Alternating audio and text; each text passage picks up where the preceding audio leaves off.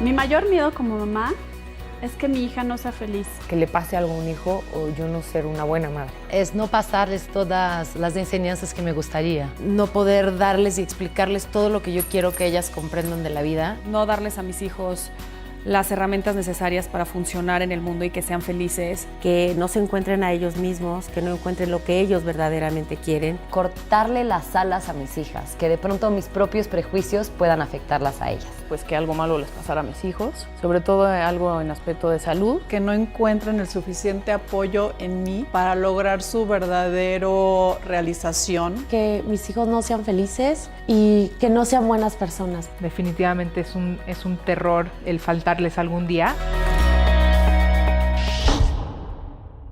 Ha valido la pena todo, les agradezco de corazón que estén aquí. Son las dos últimas pláticas de Silvia y después viene Naomi, que nos va a contar la vida de una mushe.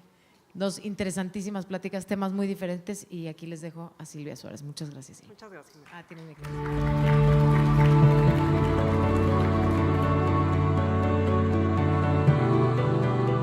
Estoy muy contenta y muy feliz de estar con ustedes en esta conferencia llamada Batallas que te debilitan pero jamás te derrotan. Y bueno, quiero hacerles un ejercicio. Quiero que se vayan ustedes con mucha imaginación y que se vayan al año 2012, ¿sí? O si estamos ahorita en el 2018, que nos vayamos al 2012. En mi caso, ¿qué pasa? Yo tengo un hijo que se llama Alfredo, mejor conocido como Pato, que en aquel entonces tiene 15 años. Entonces, yo pensando, obviamente, dentro de 6 años, que serían hoy, 2018, diría, bueno, pues Alfredo ahorita estaría a la mitad de la carrera, estaría Ana Paula, mi hija, tendría 15 años, o sea, en aquel entonces tenía 12 años, tendría 18 años, y entonces ahorita estaría viendo qué carrera estudiar, a dónde se iría, qué se dedicaría y demás. Yo me imaginaría a mi esposo, por supuesto, que teniendo muchísimos logros profesionales, pero yo me imagino en todos los escenarios posibles, menos aquí con ustedes. Y no se ofendan, ahorita les voy a explicar por qué. El peor pesadilla de una mamá me tocó vivirla a mí. ¿Y cuál es la peor pesadilla? Es que su hijo se murió. Pato, mi hijo, se muere a los 16 años. Pues sí, es feo, pero ahorita es lo que vamos a trabajar, la resiliencia.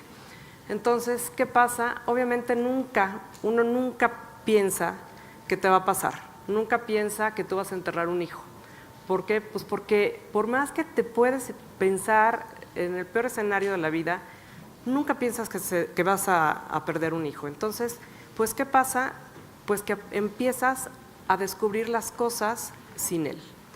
Entonces, obviamente, todo empieza cuando Alfredo se va a Vancouver, se va a estudiar un año, y se va en agosto, y en noviembre me habla y me dice, mamá, tengo un osteosarcoma en la pierna derecha. ¿Qué significa esto? Cáncer. Ahí es cuando mi vida totalmente se detiene. O sea, no les puedo decir que es un sentimiento que no, y gracias a Dios toco madera, espero no volverlo a repetir, porque se te para el mundo, se te detiene la tierra, o sea, el eje se te va, pierdes todo el destino, camino y sobre todo sueños, ilusiones que tenías desde que estoy embarazada, ¿no? Entonces, ojo, en aquel entonces, acuérdense que Ana Paula tenía 12 años. Entonces, Alfredo empieza esta travesía junto con nosotros, que son 13 meses.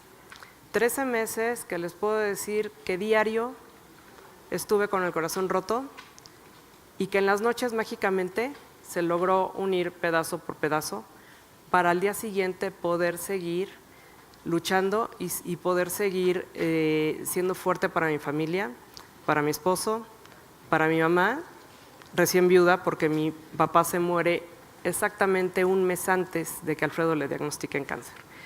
Entonces, obviamente pasan muchos sentimientos, ¿no? Como que, bueno, obviamente mucho llanto, Alfredo lloró mucho, muchísimo, y yo lloré hasta que me sequé. Enojo, bueno, por supuesto que muchísimo enojo, pero más que nada, o sea, yo tenía mucho coraje con Dios, mucho coraje con la vida, pero muchas veces ustedes pensarán, bueno, ¿qué otro sentimiento puede una mamá tener, no? Y yo les puedo decir que el peor sentimiento o el sentimiento que más tuve fue miedo. ¿Miedo a qué? Se preguntarán. ¿Miedo a tantas cosas? Pues miedo, por supuesto, a que Alfredo no sufriera ni física ni psicológicamente, que las amistades, la familia, los padrinos no se fueran, cosa que ocurrieron. No cortarle la adolescencia, o sea, no tratar de sobreprotegerlo, porque obviamente él tenía muchas ganas de seguir adelante. Que también miedo a qué, miedo obviamente, eran tantas medicinas, tantas indicaciones médicas, o sea, unas operaciones horribles que obviamente, pues yo estaba muy tranquila en el hospital y decía, ay, bueno, pues mientras las enfermeras lo ayuden y lo limpien, pero no me daba cuenta que obviamente toda esa responsabilidad iba a caer en mis manos. Entonces, era un pavor a la hora de curarlo, a la hora de la responsabilidad de darle las medicinas que tenían que ser, a la hora que sean. La bañada era lo peor, ¿no? Porque obviamente era un niño que aunque estaba muy flaquito, pues era un peso muerto ya al final de cuentas, porque pues entre que lo agarraba mi marido, pues yo lo enjabonaba y demás, entonces era un pavor latente todo el tiempo. Miedo a que, obviamente, no poderme dividir en 25, ¿sí? Miedo a que el día no tuviera 30 horas, porque obviamente había tantas cosas que hacer y tantas personas a quien responderle, como a mi mamá, como a mi esposo, como a mi hija. Miedo, y mucho miedo, y eso es algo que lo llevo todavía en el corazón, a que mi hija nunca me perdonara el abandono que sufrió cuando yo me dediqué a cuidar a su hermano. Miedo también a caerme y no poderme levantar. Miedo a que Alfredo dejara de luchar, ¿sí? O sea, ¿cómo le puedes exigir a un niño que luche cuando toda la vida, cuando ve que su vida se está acabando? Miedo también a nunca perdonar a Dios y a la vida, ¿sí? Es algo que decías, bueno, en algún momento de la vida este enojo, este coraje tiene que acabar. Y dije, bueno, yo no sé si voy a ser capaz de perdonar otra vez, ¿no? También mucho miedo a la maldita lástima que generalmente uno tiene, ¿no? Uno cuando está enfermo, cuando sabe que alguien está enfermo, no necesitan decir nada más con la mirada te da un coraje que tú estás luchando así y estás haciendo el mejor esfuerzo posible y nada más con una mirada te matan toda la ilusión y la verdad pues sí hay que tener mucho cuidado.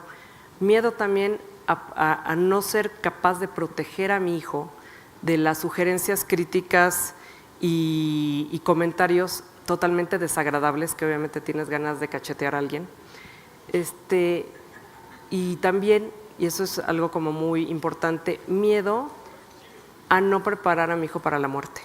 Cabe mencionar que yo, antes de que muriera Alfredo, yo estudié pedagogía y estudié tanatología y consejería tanatológica, entonces obviamente sabía más o menos qué hacer, pero es como un pediatra, o sea, no sabe qué enfermedad tiene, pero no por eso vas a dejar de sufrir, ¿no? Entonces, obviamente yo tenía como la responsabilidad de explicarle a Alfredo qué tenía que hacer, qué tenía que sentir, o no qué tenía que sentir, pero explicarle o ayudarle a entender lo que estaba pasando.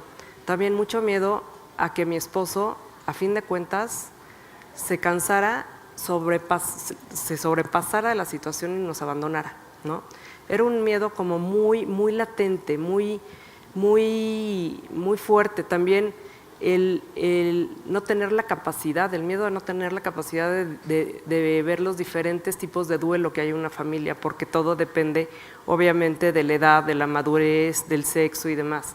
Entonces, obviamente pasa todo esto y hay muchos miedos que sí puedo lograr como controlar, pero hay uno que nunca pude hacer, que fue el miedo a perder a mi hijo. Mi hijo muere y muere con él la mitad de mi vida. Cuando te preguntan, bueno, ¿y qué pasa cuando muere un hijo? Simplemente te mueres con él. ¿Sí? No hay otra manera de tratarlo de explicar, aunque tienes obviamente dividido el corazón con tu hija y con tu esposo y tu mamá en este caso, yo les puedo decir que te vas con él. O sea, una parte de ti se va y nunca regresa, aunque trates de vivir lo más normal posible, ¿sí? Alfredo siempre tuvo unas ganas de seguir adelante impresionantes y gracias a él nosotros logramos seguir adelante. Entonces, Alfredo muere, pero no solamente muere, nos deja muchas enseñanzas, ¿sí? A mí, por lo que a mí me toca, me deja la mejor enseñanza posible, que es haber encontrado mi sentido de vida, cosa que él me lo regaló.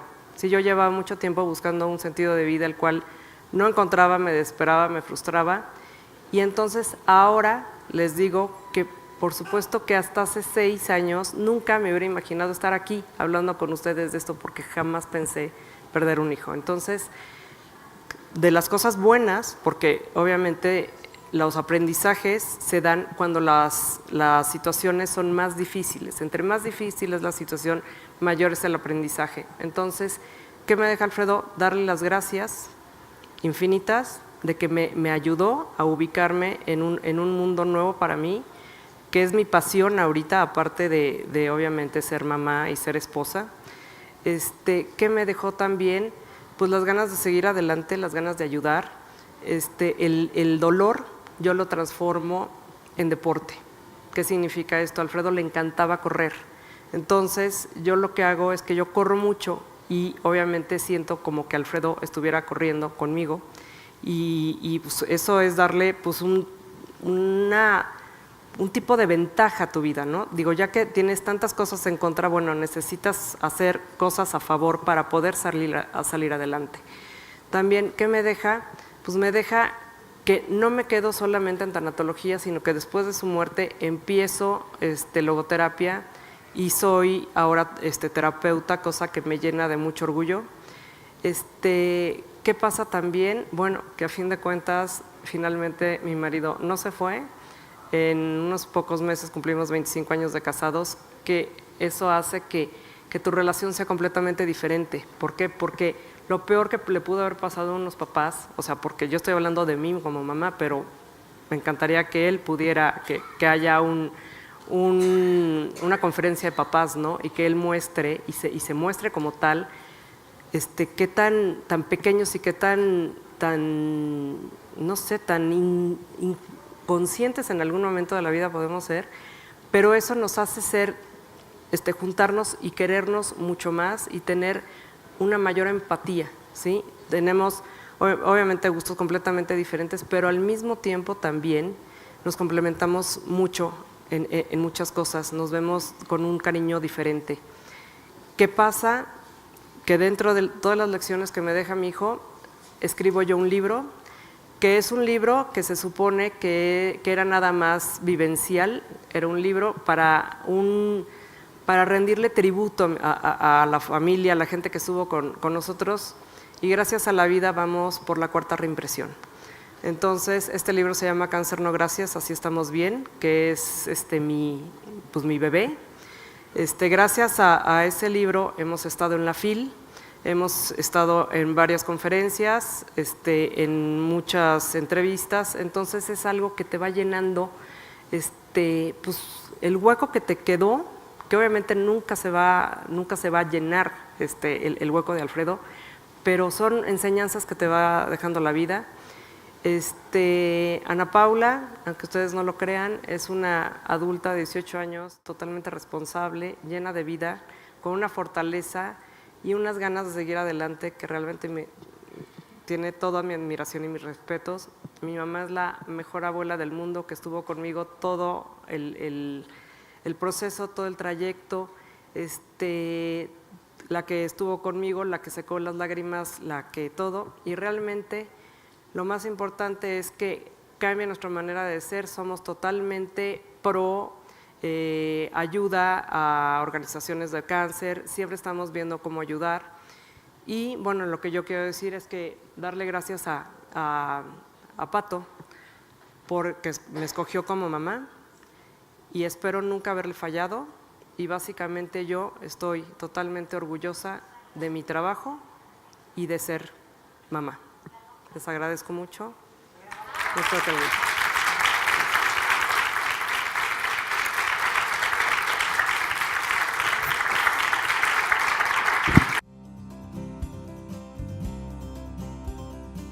Mi mejor momento del día como mamá, sin duda, es cuando estoy con mis 2 hijos, Natalia de 9 y Sebastián de 4 años. Sin duda es cuando llego a mi casa después de trabajar todo el día y los meto a la tina conmigo, jugamos. Cuando los acuesto a dormir en la noche, siempre empiezan de parlanchines y quieren platicar, y creo que es cuando mejores pláticas tenemos. Cuando se despiertan mis hijos. Nuestra rutina de noche es lo más padre porque es leer con ellos, es platicar sus intereses y es ese momento de ya tranquilidad total. La noche suele ser mi momento como de más paz y tranquilidad con ellos, como donde conecto más. Cuando llega la noche, cuando nos lavamos los dientes, se pone la pijama, nos abrazamos, platicamos, compartimos las experiencias del día. La hora de acostarlos, leerles un cuento y ponerlos a dormir. Es cuando mis hijos me hablan y me dicen, ma, estoy bien. A la hora de dormirlas, que rezamos las 3 juntas siempre y agradecemos por el día.